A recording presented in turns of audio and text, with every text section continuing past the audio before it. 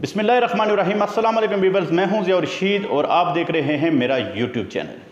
Viewers, आज के vlog में हम बात करेंगे, अगर आप कोई स्पेसिफिक प्रोडक्ट पाकिस्तान में इंपोर्ट करना चाह रहे हों या फिर आप इंपोर्ट एक्सपोर्ट की कंपनी ओपन करना चाह रहे हों तो आपको क्या किसी इंपोर्ट एक्सपोर्ट लाइसेंस की ज़रूरत है। वीडियो के पहले सेक्शन में बात करते हैं, अगर आपने कोई एक स्पेसिफिक प्रोडक्ट जो पाकिस्तान में अवेलेबल नहीं है वो बाहर से मंगवा रहे हैं, for example China, Dubai, Canada, Hong Kong या फिर लंदन से मंगवा रहे हैं, तो आपने सिंपली उसको ऑर्डर वेबसाइट पे जाके आपने अप्लाई करना है। जस्ट लाइक alibaba.com या फिर अली एक्सप्रेस के ऊपर आप ये ऑर्डर प्लेस करेंगे। उस ऑर्डर प्लेस करने के बाद आपने कोरियर सर्विस सेलेक्ट करनी है और कोरियर सर्विस करने के बाद सेलेक्ट करने के बाद वो product some time bill payment करने के बाद और बाज़ टाइम आपको डिस्पैच कर दी जाती है, और जब उस प्रोडक्ट की डिलीवरी होती है तो आपसे उसके चार्जेस लिए जाते हैं। वीवर्स, याद रखें, इसके अंदर custom clearance, with holding tax और बाकी ड्यूटीज़ की पेमेंट आपको करनी होगी, लेकिन आपको किसी किस्म के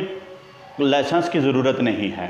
अब वीडियो के दूसरे हिस्से में हम बात करेंगे, अगर आप एक इंपोर्ट एक्सपोर्ट की कंपनी ओपन करना चाह रहे हों या फिर आप पाकिस्तान के अंदर कोई ऐसी प्रोडक्ट मैन्युफैक्चर कर रहे हैं जिसकी बाहर बहुत ज़्यादा डिमांड है और आपने वो चीज़ें यहाँ से एक्सपोर्ट करनी है, तो क्या इसके लिए आपको स्पेसिफिकली किसी लाइसेंस की ज़रूरत है?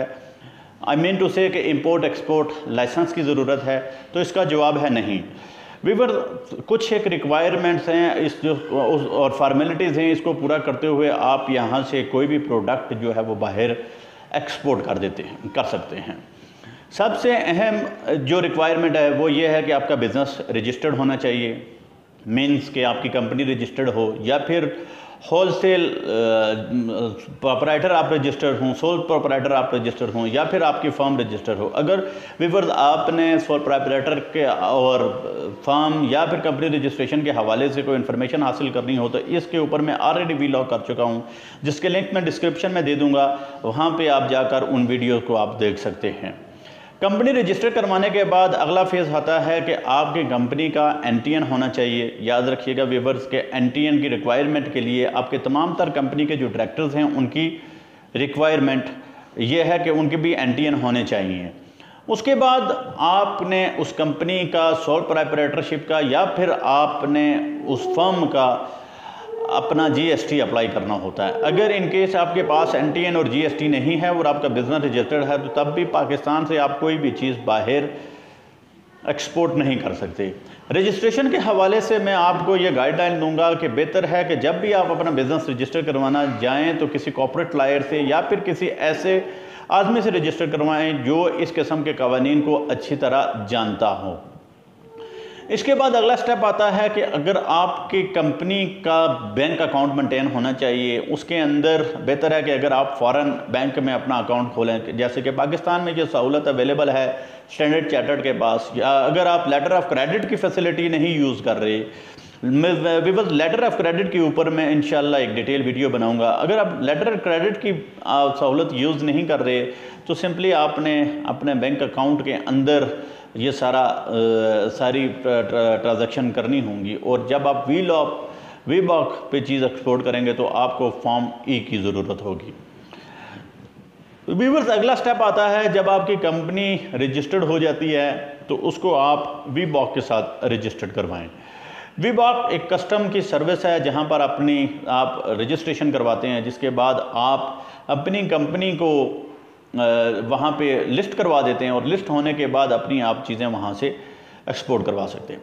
व्यूअर्स, इसमें एक चीज़, जब आपकी कंपनी रजिस्टर्ड हो जाती है, आपके पास एनटीएन आ जाता है, जीएसटी आ जाता है, वीबॉक के पास भी आप रजिस्टर्ड होते हैं, आपने चॉइस करनी होती है कस्टम और शिपिंग की। अगर आपका कार्गो फॉरवर्ड एक्सपीरियंस बंदा है, काबिल एतमाद बंदा है और वो इस तरह के मामलात को अच्छी तरह समझता है, कवानीन को अच्छी तरह समझता है, तो आपको किसी किस्म के कस्टम के शख्स से मिलने की ज़रूरत नहीं है, अप्रोच करने की ज़रूरत नहीं है। सिंपली आप अपनी चीज़ें उसको हैंड ओवर करेंगे और वो अपनी कार्गो शिपिंग देखते हुए, कार्गो की लाइन देखते हुए आपकी चीज़ें डिस्पैच कर देगा। इस तरह आपकी चीज़ें यहाँ से पाकिस्तान से डिस्पैच हो जाएंगी और डिस्पैच के जो डॉक्यूमेंट्स होंगे, जो भी रेलिवेंट डॉक्यूमेंट्स आपको कस्टम अथॉरिटी से मिलेंगे या फिर आपका शिपर आपको हैंड ओवर करेगा, वो तमाम तर इंफॉर्मेशन आप अपने बाहर जो क्लाइंट है उनके साथ शेयर कर देंगे ताकि वो वहाँ पर जाकर आप अब अपनी प्रोडक्ट्स की क्लियरेंस करवा सकते हैं।